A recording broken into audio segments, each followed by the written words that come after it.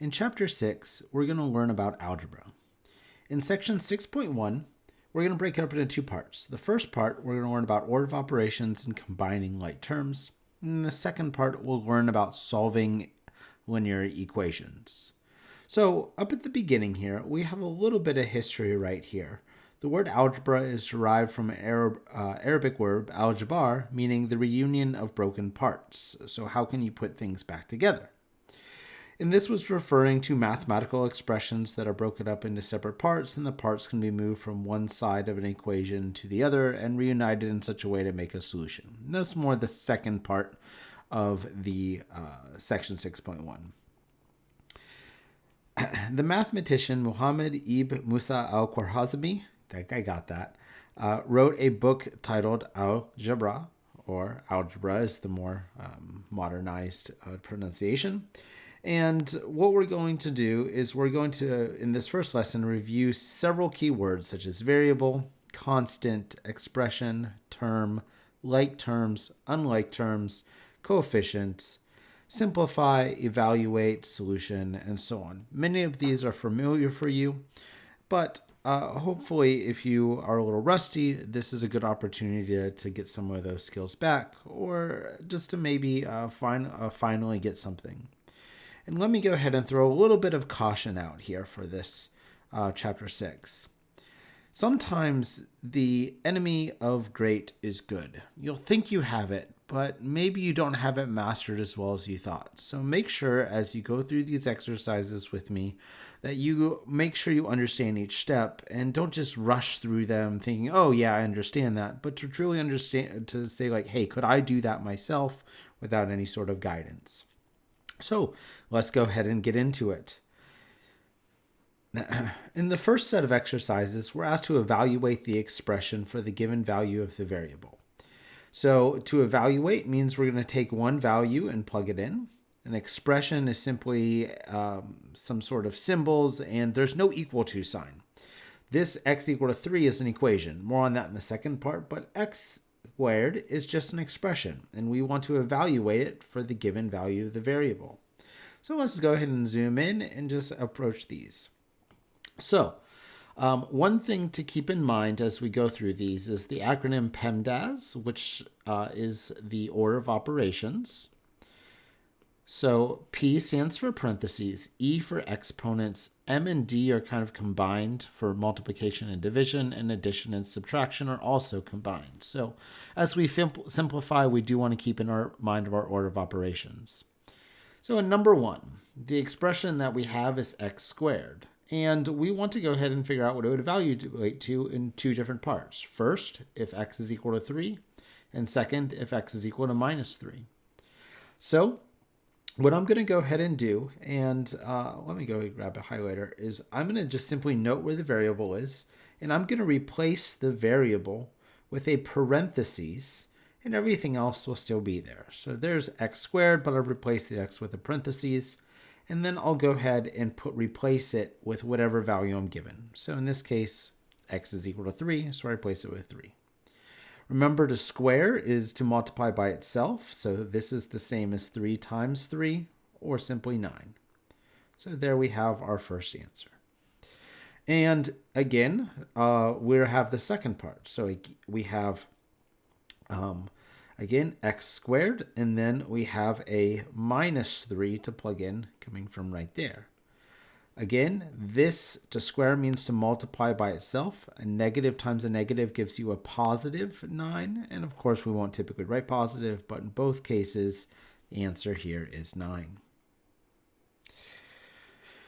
The second one, we have this additional negative sign in front. So we have a minus x squared. And the thing to note is that squares are small. The exponents are small, so they only affect what they're directly on. So we're asked to evaluate at the same two values, 3 and negative 3. So we have minus an x squared. And again, I'm replacing that x with parentheses. And inside the parentheses, I'll go ahead and put the 3. So again, order of operations says that we need to go ahead and deal with the exponent before we multiply by the negative. That's just a multiplication by a negative 1. So the negative will come down, and 3 times 3, or 3 squared, again is 9. And this time the answer is negative 9. We'll find a very similar thing happens when we have a minus x squared and we plug in minus 3. Just like above, the negative 3 squared is 9, but the negative from out front comes down. So there is the two answers. On number 3, we have two different times the variable x occurs. So we have to replace both of those with the given value of minus 2. So just like before, I'm going to rewrite the expression without a x. I'm going to replace it with in parentheses. And let's go ahead and finish that off. So that's minus 2 times x, which I'll replace again with parentheses, and a 6. Now I'll go ahead and replace those x's with a minus 2. And then we just again simplify from here. So minus 2 squared is 4. And then a negative 2 times a negative 2, and negative times a negative is a positive 4. And then a 6 will come down right there. 4 plus 6 is going to be 14. Number 4, again, as we get the hang of these, I'll occasionally encourage you to say, hey, maybe try and just pause and give it a try first. This is one I think you can do, so you may want to try and pause it right now and give it a try. Let's do it together. So again, the negative comes down. And again, this negative is going to affect all of these. And you might think, like, what if we distribute this? And that's maybe getting ahead of ourselves a little bit. We don't really need to do that here. We just need to plug it in and simplify. So then these parentheses I'll bring down. And let's see. This is where it's going to get a little bit busier with the parentheses. So we have an x squared plus a 3 times x minus 5. Oh, let me go ahead and bring that other side of parentheses up. And I'm going to replace the x's with the minus 4. So I'm going to go ahead and do everything inside first. Order of operations, parentheses comes first. So I'll bring this negative down and I'll just work inside. Negative 4 squared is 16. 3 times negative 4 is minus 12. And I'll bring down the minus 5. Then I'll bring down the negative in the parentheses, and let's simplify inside here. So 12, I'll just do this in 2 steps. So 16 minus 12 is 4. And then I'll bring down a minus 5. Then we have a minus 1. So again, the 4 take away 5 is minus 1. And then the negatives will simplify out, and our answer here is just going to be 1. On number 15, this is the first time we've seen the exponent being 3. So this is x cubed plus 4x. And we're asked to evaluate it when x is equal to minus 2. So we have a minus 2 cubed plus 4 times minus 2. And again, I'm being fairly pedantic here, just making sure we don't take anything for granted. A minus 2 cubed means that we need to multiply a negative 2 times itself 3 times. And again, 4 times minus 2 is going to, I'll just do this right here, is going to be a minus 8. But again, order of operations, we need to finish this multiplication before we go ahead and take away the 8. So negative 2 times negative 2 times negative 2. Well, an odd number of negative signs will leave the simplified value negative. And 2 times 2 times 2 is going to be 8. Then we have a minus 8 here. So both of these, so this is minus 8, take away another 8. So they're both negative. So our answer is going to be negative. And then you add the value, so our answer here is minus 16. Okay, let's go ahead and slide back up a little bit. We have 6, which is over here. 6 has 2 variables. So again, this is one single computation, but we have to go ahead and plug in 2 different variables. So we have a quantity all squared. So I'm going to go ahead and simplify inside first. And then I'm going to replace this first x with a 3.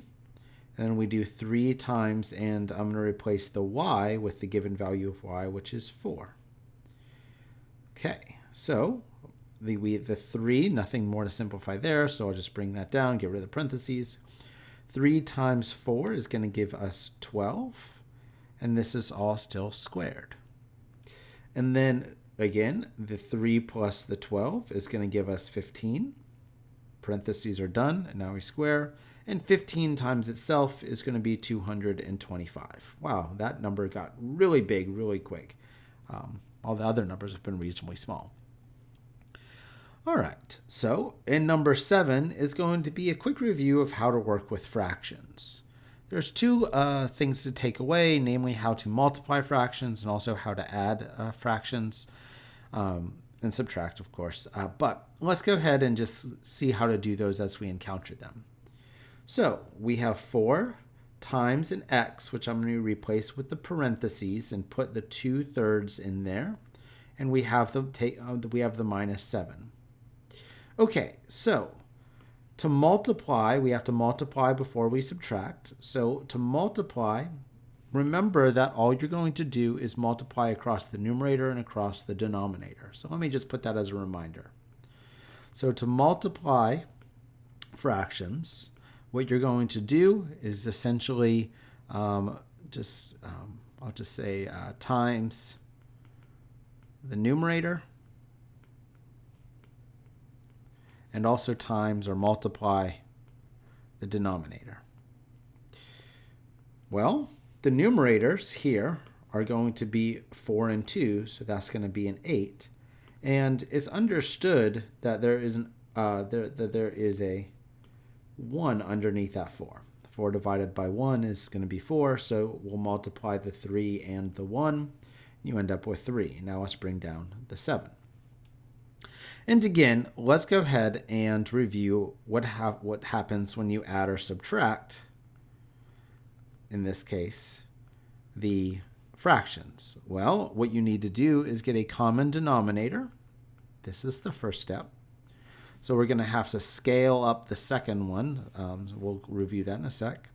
After we get the common denominator, we're just simply going to add, or in this case, subtract the numerators. And then we'll go ahead and just keep the denominator. And there might be some simplifying after do that, but we need this to be a 3. So let's maybe back up. Let's say this is technically 7 over 1. And I can multiply both the numerator and denominator by 3 because, again, all I'm doing is multiplying that by 1, so it's not changing its magnitude or its value. So what we end up with is an 8 minus a, 7 times 3 is 21. And these are both over 3 now. And 8, now we just subtract the numerators. 8 take away 21 is minus 13 over 3. And by the way, you actually could also have written this equivalently as a minus 13 and the negative being in front of the fraction. So over 3, either of those are fine. So that was a quick little review of how to evaluate expressions. Let's go to the next page and see our next set of exercises. All right, so we introduced some new terminology here. We're asked to determine if the value is a solution to the equation. So an equation, as mentioned previously, has equal to signs. So we have an expression on the left, an expression on the right, and we want them to be equated. A solution is a value that we could plug in for x to get a true equation.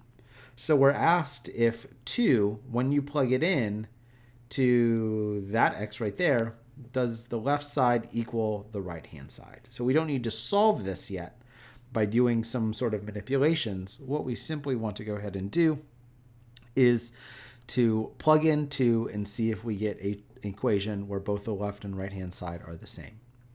All right, so here we have 8 times x, which I'll replace the x with a 2, and I'm going to subtract 6.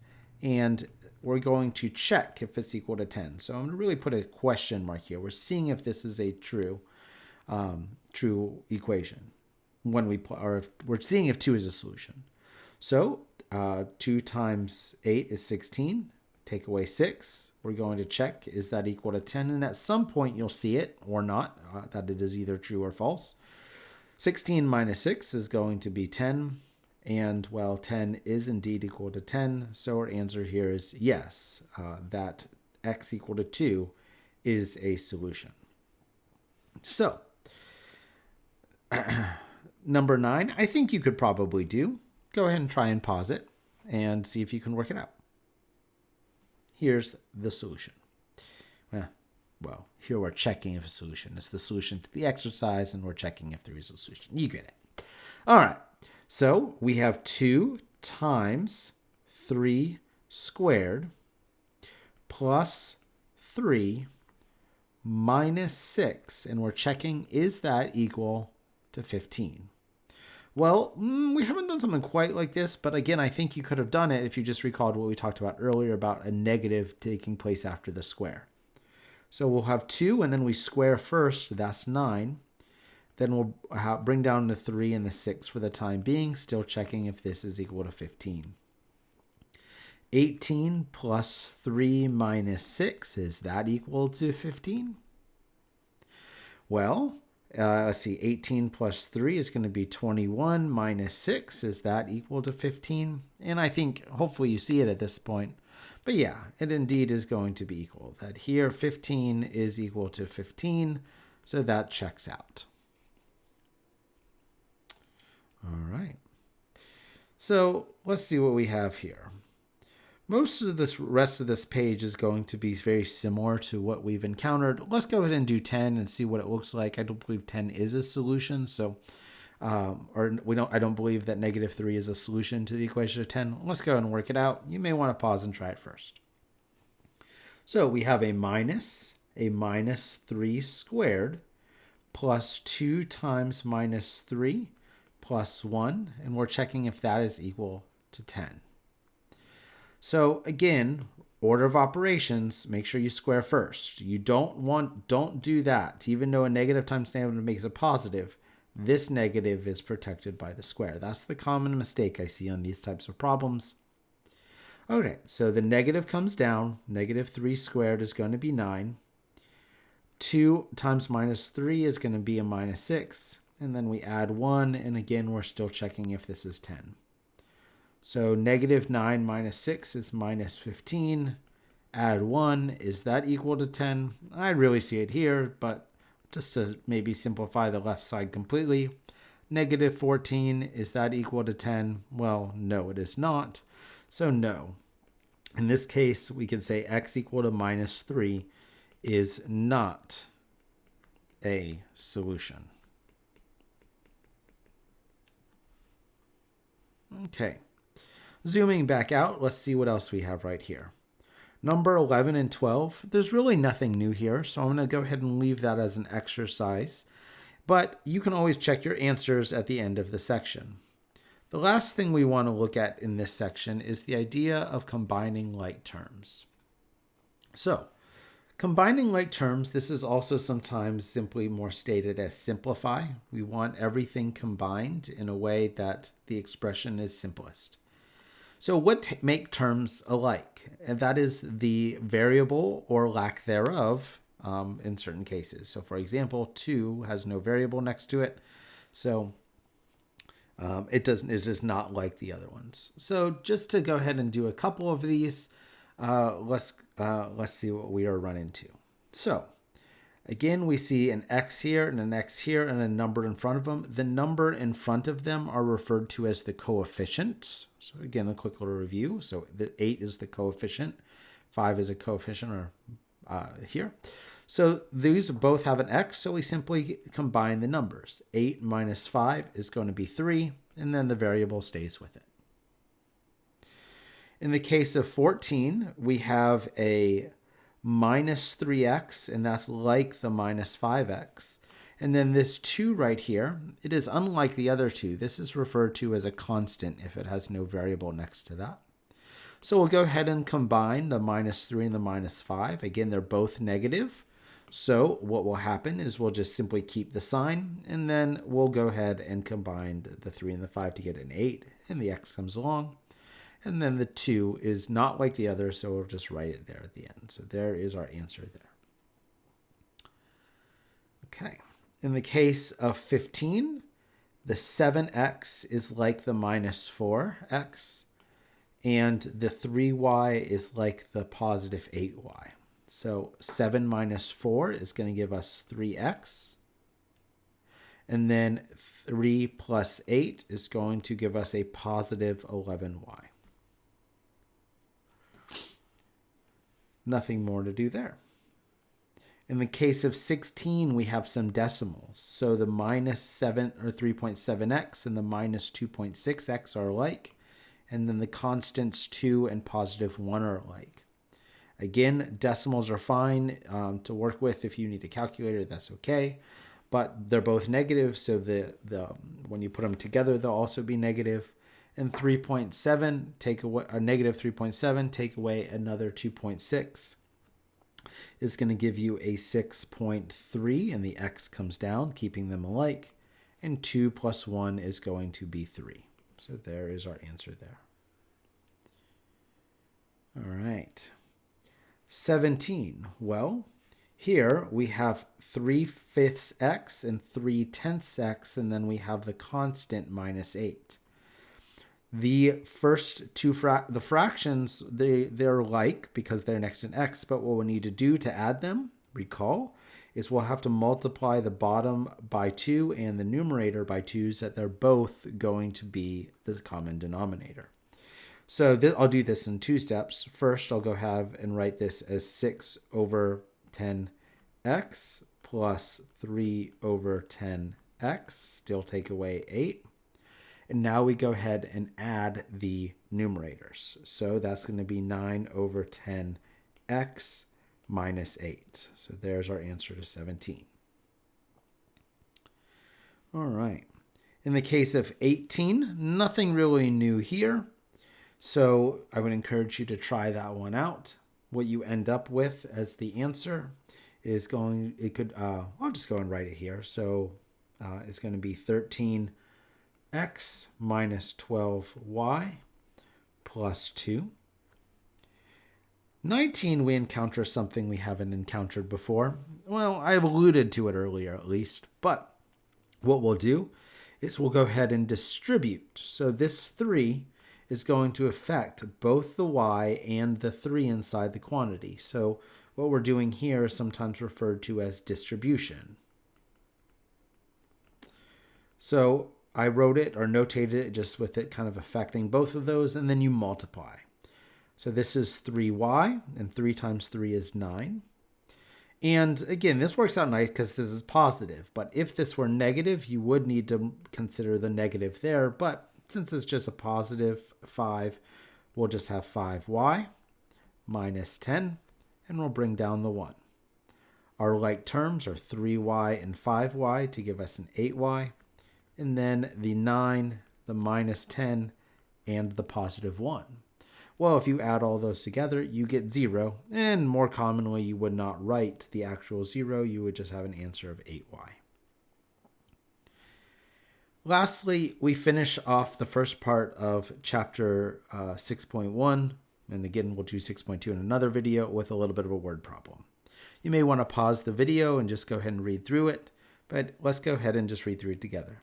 A football is kicked vertically upward from a height of 4 feet with an initial speed of 55 feet per second. The formula, h, representing height, is 4 plus 55t minus 16t squared. So here we're using t as our variable. It's a time.